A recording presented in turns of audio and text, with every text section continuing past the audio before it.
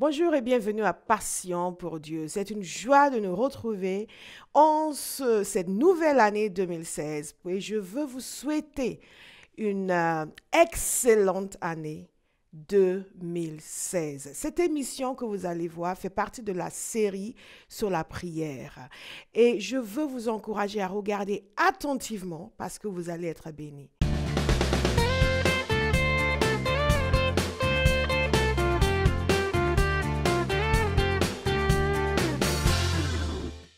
Bonjour et bienvenue à Passion pour Dieu. Nous allons continuer aujourd'hui la série que nous avions commencée il y a 2 semaines, à peu près 2 ou 3 semaines, sur la prière du Notre Père, que nous appelons communément la prière du Notre Père. Cette prière est une mine d'informations. Jésus nous a appris quel devrait être le contenu de nos prières, quelles devraient être nos priorités dans la prière et l'objectif de nos prières. Et je peux vous assurer que si vous suivez cette série du début jusqu'à la fin, votre vie de prière va être révolutionnée. Dans Matthieu 6, verset 9, Jésus nous dit ceci: Voici donc comment vous devez prier. Notre Père céleste, que la sainteté de ton nom soit respectée, que ton règne vienne, que ta volonté soit faite sur la terre comme au ciel. Donne-nous aujourd'hui notre pain quotidien. Pardonne-nous nos offenses, comme nous aussi nous pardonnons à ceux qui nous ont offensés.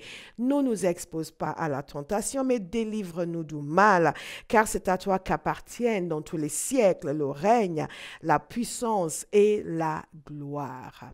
Nous avons déjà examiné deux parties de cette prière. Cet aspect de Dieu comme Père, nous avons examiné la nécessité de sanctifier le nom du Seigneur. Aujourd'hui, nous allons parler du règne de Dieu. Que ton règne vienne. Jésus nous demande de prier pour que le règne de Dieu vienne. Jésus nous demande de demander à Dieu que sa volonté soit faite sur la terre comme au ciel. Il y a quelque chose qui est fondamental ici. Il y a une attitude et aussi un contenu. L'attitude au cœur de celui qui prie, c'est la dépendance envers Dieu, c'est la confiance envers Dieu, c'est l'assurance que ce que Dieu veut est le meilleur. Et vous allez voir pourquoi c'est important dans quelques instants. Dieu veut répondre à nos prières. C'est pour cela que Jésus s'est donné la peine de nous montrer comment prier. Que ton règne vienne. Le règne de Dieu pour le peuple de Dieu était quelque chose qu'ils attendaient depuis longtemps, quelque chose qui pour eux était fondamental. Que Dieu amène sa domination sur la terre, que Dieu change les circonstances et les données de la vie de l'être humain de telle sorte que sa volonté s'impose, que ce qu'il veut se fasse sur la terre. Et c'était l'objectif de la prédication de Jésus. Jésus allait partir, nous dit Matthieu 4, 23. Jésus parcourait toute la Galilée. Il enseignait dans les synagogues, proclamait la bonne nouvelle du royaume et guérissait toute maladie et toute infirmité parmi le peuple. Jésus allait partout et il proclamait la bonne nouvelle du royaume. Il annonçait que le royaume était proche. Il annonçait que le royaume était là. Il annonçait que le royaume était à l'intérieur de nous. Et il a inauguré le royaume de Dieu par sa mort et sa résurrection. Qu'est-ce qui s'est passé avec la nouvelle naissance? Il a dit à Nicodème que pour entrer dans le royaume de Dieu, il fallait naître de nouveau. Celui qui naît de nouveau, c'est celui qui naît d'esprit. Et celui qui naît en Christ par la puissance du Saint-Esprit, à travers la mort et la résurrection de Jésus, nous naissons de nouveau. En confessant notre foi en lui, nous entrons dans le royaume de Dieu. Il a inauguré donc une nouvelle ère, une ère dans laquelle Dieu allait dominer sur la terre, dans le cœur de l'être humain. Et Jésus nous apprend à prier pour que ce règne de Dieu devienne effectif. Que le règne de Dieu devienne effectif, c'est quelque chose qui est important. Et si Jésus nous a demandé de prier par rapport à cela, c'est que c'est quelque chose de très important. Par ailleurs, il nous apprend dans Matthieu 6, 33 que notre préoccupation majeure devrait être le règne de Dieu. Il nous a dit de chercher premièrement le royaume de Dieu et sa justice. Et toutes les choses matérielles nous seront ajoutées par la suite. Premièrement, en d'autres termes, notre préoccupation, la chose qui doit nous tenir à cœur. Et vous voyez aussi dans la priorité qui est donnée dans cette prière que le royaume de Dieu, le règne de Dieu, les choses de Dieu, la domination de Dieu, l'exercice de la pleine volonté de Dieu sur la terre doit être quelque chose qui est fondamental pour chaque être humain. Donc Jésus nous demande de prier. Combien de fois est-ce que vous faites cette prière? Combien de fois est-ce que vous invitez Dieu à manifester son règne dans votre vie et dans la société autour de vous? Vous savez, la valeur du royaume de Dieu, nous devons la connaître. Si nous ne connaissons pas la valeur du royaume de Dieu, nous n'allons pas prier, nous n'allons pas faire cette prière. Jésus donne un exemple dans Matthieu 13, 44, du royaume de cieux. Il dit que le royaume de cieux ressemble à un trésor qui est caché dans un champ. Et donc, l'homme qui trouve ce trésor cache ce trésor et dans sa joie, il vend tout ce qu'il possède pour pouvoir acheter le champ. Est-ce que vous commencez à voir un petit peu pourquoi Jésus nous demande de prier pour que le règne de Dieu vienne, que son royaume s'établisse sur la terre? Parce que c'est la chose la plus importante qui soit. C'est la chose la plus fondamentale qui soit. C'est quelque chose que pour l'obtenir, on doit être capable de tout céder, de tout abandonner. Comme cet homme qui a vu le trésor dans le champ et qui est allé vendre tout ce qu'il avait pour pouvoir acheter ce champ et donc posséder ce trésor. Nous cherchons en premièrement le royaume de Dieu. Donc, qu'est-ce que ça veut dire littéralement? Quand vous priez pour que le règne de Dieu vienne, qu'est-ce que vous demandez? Vous demandez la domination de Dieu, l'exercice de la souveraineté de Dieu sur la terre, l'exercice de l'autorité de Dieu, la reconnaissance de l'autorité de Dieu. Nous vivons dans un monde qui s'est éloigné de Dieu, qui ne reconnaît pas l'autorité de Dieu. Et cette prière, c'est pour inviter Dieu à agir de telle sorte sur la terre que son autorité soit reconnue, que sa souveraineté soit respectée, que son nom soit respecté. Cette prière est une invitation, une demande qui est faite à Dieu pour agir de telle sorte que l'évangile gagne du terrain. Parce que nous savons que nous entrons dans le royaume de Dieu par la nouvelle naissance. Que l'évangile gagne du terrain, que les choses soient mises en place pour que l'évangile puisse être prêché, que la puissance de Dieu soit libérée pour que l'évangile puisse être annoncé, que nous soyons en mesure de faire des disciples, amener les hommes au respect de Dieu, au respect du nom de Dieu et à entrer dans le royaume de Dieu. C'est une prière pour la destruction des œuvres du diable. La parole de Dieu nous dit, Jésus lui-même exprime cette idée. Il parle du fait que c'est par le doigt de Dieu, si c'est par le doigt de Dieu, il a dit, que je chasse les démons, alors le royaume de Dieu est venu jusqu'à vous. Le royaume de Dieu est caractérisé aussi par l'autorité sur les puissances du mal, sur les puissances des ténèbres. C'est une invitation à Dieu à agir et agir à travers nous pour mettre à mal les œuvres du diable. Son royaume s'établit. La destruction du règne du péché, cela aussi est impliqué dans cette prière. Donc, quand vous priez que ton règne vienne, nous savons que ce n'est pas une formule magique que nous citons. C'est tout cela qui est contenu dans cette prière. Et ces éléments spécifiques doivent faire l'objet de vos prières, contribuent à ce que le règne de Dieu se manifeste. Qu'est-ce que nous demandons aussi? Nous prions pour l'avènement de son règne à la fin des temps. Qu'est-ce que nous demandons? Nous demandons que les attributs du royaume de Dieu, les attributs de Dieu soient manifestés sur la terre et que les bénédictions aussi de Dieu qui accompagnent la foi en lui soient pleinement manifestées. Romains 14 nous dit ceci par exemple, verset 17. En effet, le royaume de Dieu, ce n'est pas le manger et le boire, mais la justice, la paix et la joie par le Saint-Esprit. Là où le règne de Dieu est établi, il y a la justice. Là où le règne de Dieu est établi, il y a la paix. Là où le règne de Dieu est établi, il y a la joie. Est-ce que vous voyez que cette prière est extrêmement riche? Qu'est-ce que cela implique? Est-ce que c'est une prière générale? Ou est-ce que cela a une implication précise dans ma vie? Cela a une implication précise dans votre vie. Qu'est-ce que cela implique? Cela implique déjà que vous entrez dans le royaume de Dieu par la nouvelle naissance. Cela implique aussi qu'il y a une soumission à Dieu pour que Dieu établisse toute son autorité, que Dieu prenne la place de Seigneur dans votre vie. Nous chantons souvent que Jésus est Seigneur, mais est-ce qu'il est réellement Seigneur? Le règne de Dieu est manifesté dans votre vie dans la mesure où vous êtes soumis à Dieu et Jésus est maître absolu de votre existence. Qu'est-ce que nous sommes en train de dire lorsque nous faisons cette prière? Nous sommes en train de dire, je me soumets à toi. Nous sommes en train d'inviter Dieu à diriger nos vies. Faites des prières spécifiques dans ce sens. C'est ainsi que vous priez pour que le règne de Dieu vienne. Jésus soit maître de ma vie, dirige mon existence, conduis ma vie, manifeste dans ma vie les attributs du royaume de Dieu. Et nous sommes en train de dire, je veux vivre comme Jésus, je veux vivre dans la sainteté, je veux avoir un style de vie qui est agréable à Dieu. Quand le règne de Dieu est établi dans nos cœurs, nos pensées, nos gestes, nos actions, nos paroles correspondent au cœur du Père. Qu'est-ce que je suis en train de dire également?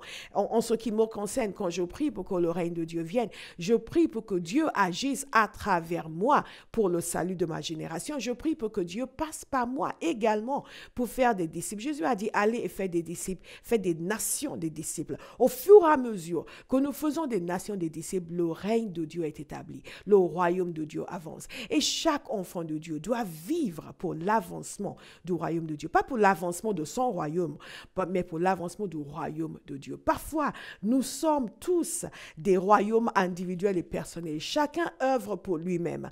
Mais en tant qu'enfant de Dieu, Jésus nous invite à œuvrer pour le royaume de notre Père. Toutes nos pensées, toutes nos actions, toutes nos paroles, tous nos gestes doivent aller dans le sens de l'avancement du royaume de Dieu, de l'établissement du règne de Dieu sur la terre. Qu'est-ce que je suis en train de dire?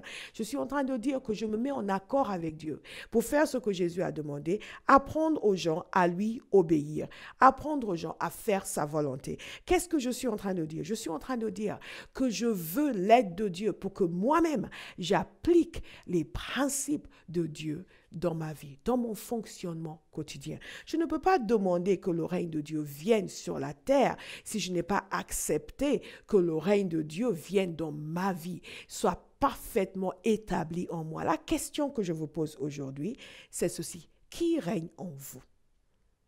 Qui règne en vous? Qu'est-ce qui règne en vous? Vous savez, il y a des gens, c'est l'alcool qui règne en eux.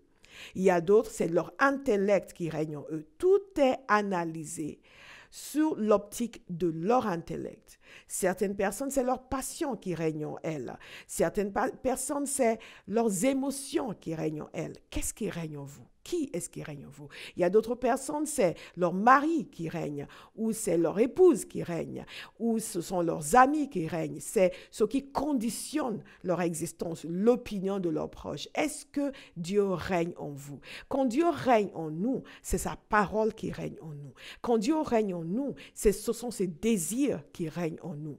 Dieu nous invite, Jésus nous demande de prier pour que son règne vienne sur la terre. Et cela commence par nous-mêmes. Ensuite, cette prière continue. Que ta volonté soit faite sur la terre comme au ciel. Que sa volonté soit faite. Je vais vous lire un passage qui est vraiment très édifiant dans ce sens. Ce passage de Jean 6, verset 38, nous dit ceci. Car, c'est Jésus qui parle, car je suis descendu du ciel. Ce n'est pas pour faire ce qui me plaît, mais pour accomplir la volonté de celui qui m'a envoyé. Or, celui qui m'a envoyé veut que je ne perde aucun de ceux qu'il m'a donnés, mais que je les ressuscite au dernier jour. Oui, telle est la volonté de mon Père, que tous ceux qui tournent leur regard vers le Fils et qui croient en lui possèdent la vie éternelle. Et moi, je les ressusciterai au dernier jour. Il y a quelque chose qui est frappant dans ce passage. Il y a beaucoup de choses qui sont frappantes dans ce passage. Mais une chose que je vais ressortir en première, c'est ceci. Je suis descendu du ciel. Ce n'est pas pour faire ce qui me plaît, mais pour accomplir la volonté de celui qui m'a envoyé. Jésus est notre exemple parfait. La parole de Dieu nous dit que nous sommes des imitateurs de Christ. Nous devons chercher à être comme Jésus, à penser comme Jésus, à parler comme Jésus, à prier comme Jésus, à agir comme Jésus. Et Jésus avait ceci de singulier. Toute son existence sur terre était centrée sur l'accomplissement de la volonté du Père. Je veux vous interpeller aujourd'hui et vous mettre au défi de dire, de prier et de désirer que toute votre existence soit centrée sur l'accomplissement des désirs du Père, l'accomplissement de la volonté du Père. Si la volonté de Dieu était suffisamment importante pour que toute l'existence terrestre de Jésus soit centrée sur cela, combien même devrait-elle être importante pour nous qui sommes des humains, des simples individus pécheurs et charnels que Dieu dans sa grâce est venu sauver. Dans notre reconnaissance, dans notre joie de le connaître, dans notre joie d'être réconciliés avec Dieu, nous devons prendre cet engagement pour dire, Seigneur, ta volonté, je vis pour ta volonté. Commencez la nouvelle année avec la parole de Dieu. Ne manquez pas le Festival de la Parole avec prophétesse Bola Oguenembe à Paris du 1er au 3 janvier 2016. Renseignements sur compagniethéophile.org ou au 07 81 69 55 58. Nous vivons malheureusement comme nous dit la parole de certains de nous, pour nos ventres. Nos ventres sont nos dieux, nos appétits sont nos dieux, nos désirs sont nos dieux, nos bénédictions sont nos dieux, nos recherches sont nos dieux, nos carrières sont nos dieux, nos familles sont nos dieux. Mais nous devons avoir un seul Dieu, Dieu lui-même.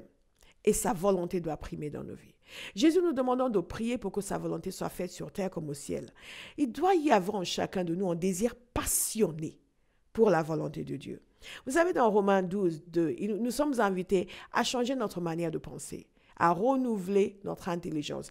Pourquoi? Pour connaître la volonté de Dieu, ce qui est bon, agréable et parfait. Nous sommes censés donc connaître la volonté de Dieu, aimer la volonté de Dieu, vivre pour la volonté de Dieu. Alors, vous allez souvent entendre les chrétiens parler de la volonté de Dieu lorsqu'ils veulent se marier. Oui, je cherche la volonté de Dieu, mais nous ne sommes pas censés chercher la volonté de Dieu uniquement sur un domaine particulier, mais dans toute notre existence doit être axée sur l'accomplissement des désirs du Père. Écoutez, la supériorité de Dieu, la supériorité de sa pensée, la supériorité de ses désirs, la conviction que ses voies sont les bonnes, pas uniquement les meilleures, mais les seules bonnes, doit nous habiter. Et ma prière pour chacun de nous, c'est que cela nous habite. Lorsque Jésus nous invite à prier pour que sa volonté soit faite, c'est tout cela. Nous devons prier pour que nous-mêmes, nous ayons le désir pour faire ce qu'il veut, pour penser comme il pense, pour dire ce qu'il dit. Qu'est-ce que nous demandons à Dieu?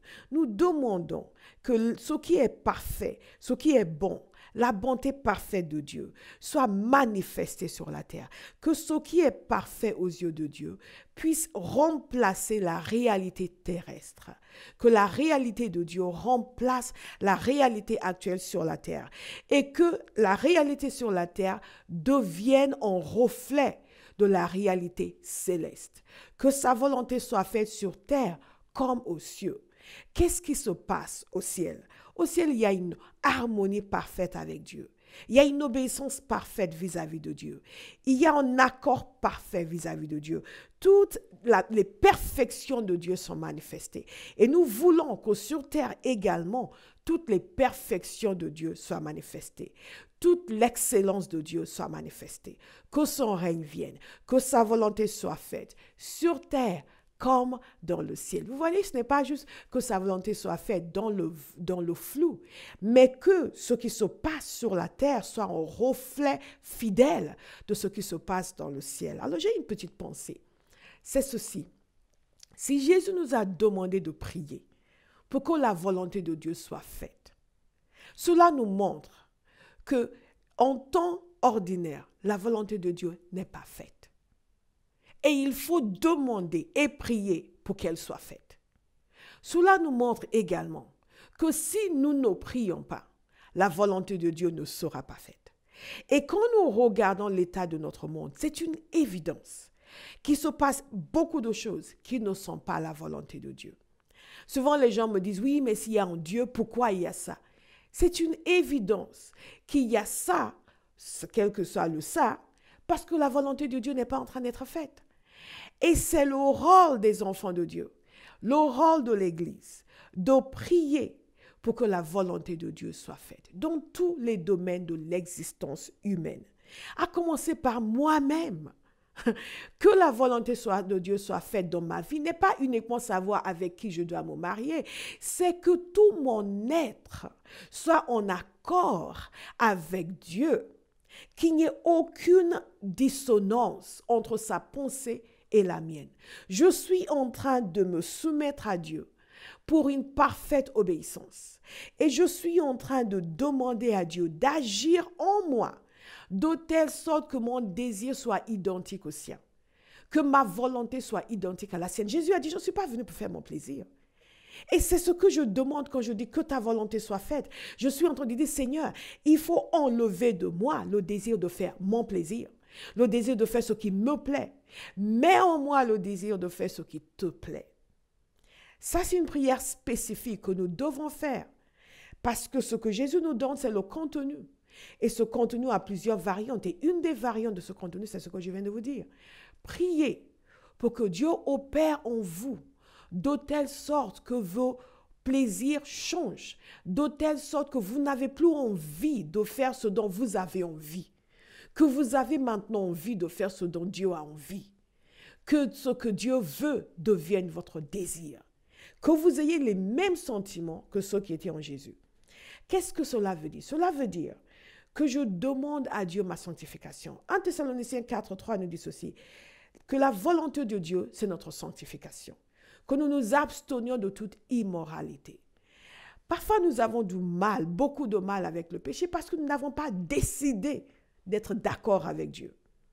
Nous n'avons pas décidé d'épouser sa volonté. Et faites cette prière pour épouser sa volonté, pour la sanctification. Faites cette prière pour l'intimité avec Dieu, une vie d'action de grâce. La parole de Dieu nous dit dans 1 Thessaloniciens 5 au verset 18 que la volonté de Dieu en Christ Jésus pour nous, c'est que nous soyons pleins d'action de grâce en toutes circonstances. Il y a des éléments que vous allez trouver dans la parole de Dieu qui énumèrent sur des choses ponctuelles quelle est la volonté de Dieu. Et dans chaque domaine, priez ces choses spécifiques également pour que la volonté de Dieu s'établisse dans votre vie. Qu'est-ce que cela veut dire? Cela veut dire que je devrais être bénéficiaire de tous les bienfaits de Dieu. La volonté de Dieu, c'est de faire du bien à ses enfants. Quand vous priez pour que la volonté de Dieu soit faite, vous êtes en train de vous proposer à Dieu comme un candidat pour recevoir ces bénédictions qui sont parfaites et qui sont excellentes. Qu'est-ce qui se passe lorsque vous priez pour que la volonté de Dieu soit faite dans votre vie? Vous êtes en train de demander à Dieu de mettre en exécution son plan parfait pour votre existence. Non plus votre plan à vous, mais son plan parfait. Qu'est-ce que vous demandez? Vous êtes en train de lui demander la manifestation des attributs du royaume de Dieu dans votre vie. La guérison, c'est la volonté de Dieu que nous soyons guéris. La paix, la joie, la révélation. Lorsque nous demandons que la volonté de Dieu soit faite, qu'est-ce que nous sommes en train de demander? Nous sommes en train de demander que Dieu agisse sur la terre pour que l'évangile soit communiqué. Jésus a dit dans ce passage de Jean que nous avons lu que le désir du Père, c'est que les gens qui viennent à lui puissent le connaître, être réconciliés avec lui, qu'ils aient le salut, qu'ils aient la vie éternelle. Nous voulons, Dieu veut que les hommes soient réconciliés avec lui. Dieu veut que notre génération le connaisse. C'est cela la volonté de Dieu. Donc quand vous priez que ta volonté soit faite sur terre comme dans le ciel, vous demandez spécifiquement à Dieu de vous aider, de nous aider pour faire connaître l'évangile dans le monde entier, de nous donner les outils qu'il faut, de briser les obstacles, d'enlever les choses qui freinent l'avancement de l'évangile, l'avancement du royaume de Dieu sur la terre, parce que c'est cela la volonté de Dieu, que tout homme le connaisse. Dieu ne désire qu'aucun homme périsse. Ce cri de cœur pour les âmes, c'est la volonté de Dieu. Le cri de cœur pour que les gens viennent à la connaissance de Dieu, c'est prier pour que la volonté de Dieu soit faite. Ce n'est pas quelque chose de vague, ce n'est pas quelque chose d'indistinct, d'indéfini, c'est quelque chose qui est très clair, qui est très ferme. Dans le cœur de Jésus, c'était très clair. La volonté de Dieu, c'est qu'il vienne sur la terre pour réconcilier les hommes avec lui. Que ta volonté soit faite, c'est que la terre entière soit réconciliée avec toi. C'est que ta parole soit annoncée dans les nations. Qu'est-ce que vous priez de façon spécifique? Vous criez à Dieu pour que son appui, sa puissance soit manifestée, pour que vous, en tant qu'enfants de Dieu, puissiez agir de telle sorte que dans votre génération, les hommes et les femmes puissent être en harmonie avec Dieu, que les principes de Dieu soient acceptés, que l'obéissance envers Dieu soit généralisée, qu'il y ait la guérison, qu'il y ait la paix, la vérité, la fidélité, l'amour, le pardon, l'espérance, la réconciliation. Lorsque nous prions pour que la volonté de Dieu soit faite, nous sommes en train de demander que dans notre génération, les perfections de Dieu deviennent réalité. Les perfections de Dieu soient manifestées. Dieu nous a confié une responsabilité. Cette responsabilité, c'est d'œuvrer dans la prière pour que ce que Jésus est venu accomplir sur la terre devienne effectif. Devienne effectif dans nos vies, où nous devenons entièrement soumis à Dieu, où nous entrons en symbiose avec Dieu, nous sommes en phase avec Dieu, nous devenons des amis de Dieu. Que ce que Jésus est venu faire sur la terre devienne effectif dans la vie des gens qui nous entourent, qui puissent être amenés à la réconciliation avec Dieu. Notre rôle, c'est de prier pour que tout ce dont nous avons besoin pour l'avancement du royaume de Dieu sur terre puisse être manifesté. Notre rôle, c'est de prier. Prier pour que les obstacles à l'avancement de l'évangile tombent. Notre rôle, c'est de prier pour que la puissance de Dieu soit libérée pour guérir, pour sauver et pour délivrer. Lorsque les apôtres étaient confrontés à l'opposition des dirigeants, qu'est-ce qu'ils ont fait? Ils sont allés prier. Ils sont allés crier à Dieu. Dieu est en train d'appeler des hommes et des femmes aujourd'hui dans l'église de notre génération à se lever pour devenir des intercesseurs, pour devenir des hommes et des femmes de prière. Nous avons beaucoup parlé, nous avons beaucoup discouru, nous avons beaucoup discuté, nous avons beaucoup fait avancer nos opinions et nos idées. Il est temps de prier. Les erreurs et les égarements que nous voyons dans notre société sont le résultat de l'absence de prière dans l'Église. Dieu mobilise une armée d'hommes et de femmes qui vont se lever pour dire, nous allons jeûner, nous allons prier pour notre nation, pour notre génération, pour nos familles, pour nos collègues, pour nos amis, pour que le règne de Dieu devienne effectif dans leur vie, pour que la volonté de Dieu soit manifestée dans leur vie. Nous allons intercéder pour nos nations. Nous n'allons pas laisser tomber. Nous n'allons pas nous avouer vaincus. Quelle que soit la situation actuelle, nous allons crier à Dieu. Nous allons prier pour les nations. Nous allons demander que l'évangile avance. Nous allons demander la puissance de Dieu pour confondre les adversaires de l'évangile. Comme l'apôtre Paul a confondu Élymas, le magicien, le sorcier qui cherchait à détourner les gens de la foi. Il y a des gens qui cherchent à détourner les gens de la foi en Jésus aujourd'hui. Et cet effort prend différentes formes. Et le rôle de l'Église, c'est de prier pour que les choses soient faites et pour que cela cesse. Je vous invite aujourd'hui à vous inscrire dans cette armée d'hommes et de femmes de prière, à prier pour que nous puissions répondre aux défis de notre génération, pour que nous puissions obéir à Dieu, pour faire ce qu'il faut, pour que la terre entière vienne à l'obéissance de l'Évangile. Que Dieu vous bénisse et à la semaine prochaine. La compagnie Théophile, la passion pour Dieu, l'amour du prochain. LCT est un ministère fondé par prophétesse Bola Ogedengbe. Prophétie, évangélisation, enseignement. LCT touche 155 nations et le monde entier à travers les émissions de télévision Passion pour Dieu, les conférences Paraclétos, conférences de guérison, conférences de prière et à travers le site avec plus de 150 enseignements en ligne. Des outils d'évangélisation sur Dieu.fm et la télévision, la radio et Internet. Nombreux sont les témoignages de vies guéries et transformées.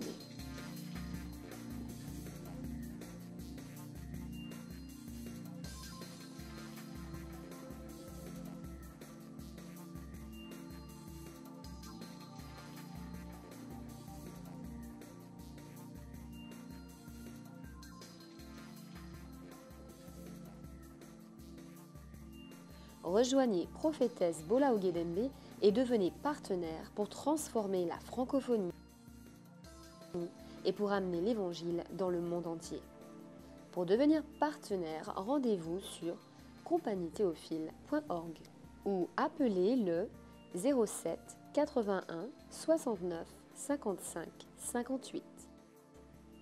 Retrouvez LCT sur compagniethéophile.org, Facebook, YouTube et Vimeo. La compagnie Théophile, la passion pour Dieu, l'amour du prochain.